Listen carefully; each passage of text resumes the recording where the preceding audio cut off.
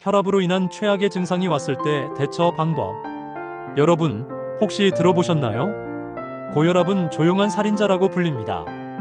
평소에는 아무렇지 않다가도 어느 날 갑자기 찾아와서 우리의 몸을 쓰러뜨리곤 하지요. 특히 고혈압은 내가 아프다 신호를 크게 주지 않기 때문에 더 무섭습니다. 오늘은 만약 혈압 때문에 최악의 상황이 닥쳤을 때 어떻게 빨리 알아차리고 어떻게 대처해야 하는지 말씀드리겠습니다. 이 내용은 단순한 건강 상식이 아니라 혹시라도 본인이나 가족의 생명을 지킬 수 있는 아주 중요한 이야기이니 끝까지 함께 들어주세요. 1. 혈압이 불러오는 최악의 상황. 혈압이 높으면 우리 몸속 혈관이 끊임없이 압박을 받게 됩니다. 그 결과 가장 먼저 무너지는 곳이 바로 심장과 뇌예요. 첫째, 뇌졸중입니다. 뇌로 가는 혈관이 막히거나 터지는 건데요. 막히면 뇌경색, 터지면 뇌출혈이라고 부릅니다. 말이 어눌해지고 팔다리에 힘이 빠지고 얼굴이 삐뚤어지기도 합니다. 둘째, 심근경색입니다. 심장을 먹여 살리는 혈관이 막히는 병이지요. 가슴이 조여오고 식은땀이 나며 숨쉬기가 힘들어집니다. 이때 제때 치료하지 않으면 심장이 멈출 수도 있습니다. 절대 해서는 안 되는 행동도 있습니다. 참고 기다리기, 혼자 움직이기, 민간요법에 의존하기. 셋째, 고혈압성 위기라는 상황이 있습니다. 혈압이 180에 120 이상으로 확 치솟을 때 두통, 시야 흐림, 구토, 심하면 의식까지 잃게 되지요.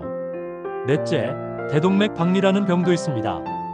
가슴이나 등이 찢어지는 듯한 극심한 통증이 오는데 혈관이 안에서 갈라지는 아주 위험한 상황입니다. 이처럼 혈압 하나가 우리 몸을 치명적인 위기로 몰아넣을 수 있습니다. 이 위험 신호 빨리 알아차리는 법. 그럼 어떻게 빨리 알아차릴 수 있을까요? 특히 뇌졸중은 시간을 다투는 병이기 때문에 조기 발견이 무엇보다 중요합니다. 여러분, 혹시 FAST 테스트라고 들어보셨나요? F, A, S, T 네 가지입니다. F는 페이스, 얼굴입니다. 얼굴 한쪽이 삐뚤어지거나 미소가 잘 안 지어지면 신호일 수 있습니다. A는 암, 팔입니다. 양팔을 들어 올려보라고 했을 때 한쪽 팔이 힘없이 내려가면 의심해야 합니다. S는 스피치, 말하기입니다. 간단한 문장을 따라 말해보라고 했을 때 발음이 어눌하거나 말이 이상해지면 뇌졸중 신호입니다. 마지막 T, 타임은 시간입니다. 즉시 시간을 기록하고 지체 없이 119를 불러야 한다는 뜻이지요. 심근경색도 미리 알 수 있는 신호가 있습니다. 10분 이상 가슴이 조여오는 통증, 왼쪽 어깨나 턱, 심지어 등으로까지 퍼지는 통증이 있다면 절대 가볍게 넘기면 안 됩니다.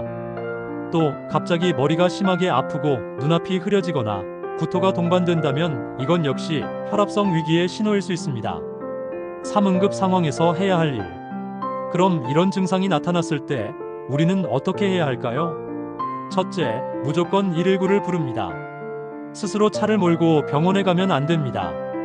가는 도중에 상태가 더 나빠져 돌이킬 수 없게 될 수 있습니다. 둘째, 증상 시작 시간을 꼭 기록합니다.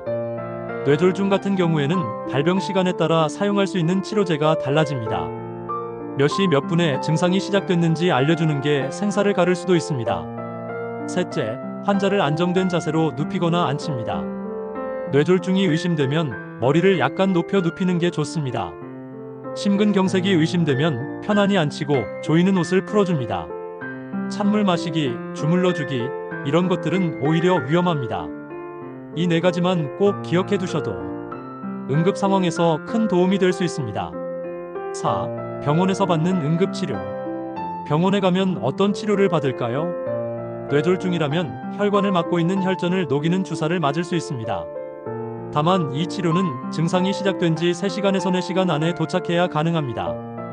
그만큼 빠른 대처가 중요합니다. 심근경색은 막힌 혈관을 뚫어주는 시술을 하게 됩니다. 스텐트라는 작은 금속망을 넣어 혈관을 넓혀주는 거지요. 고혈압성 위기는 정맥주사로 혈압을 빠르게 안정시킵니다.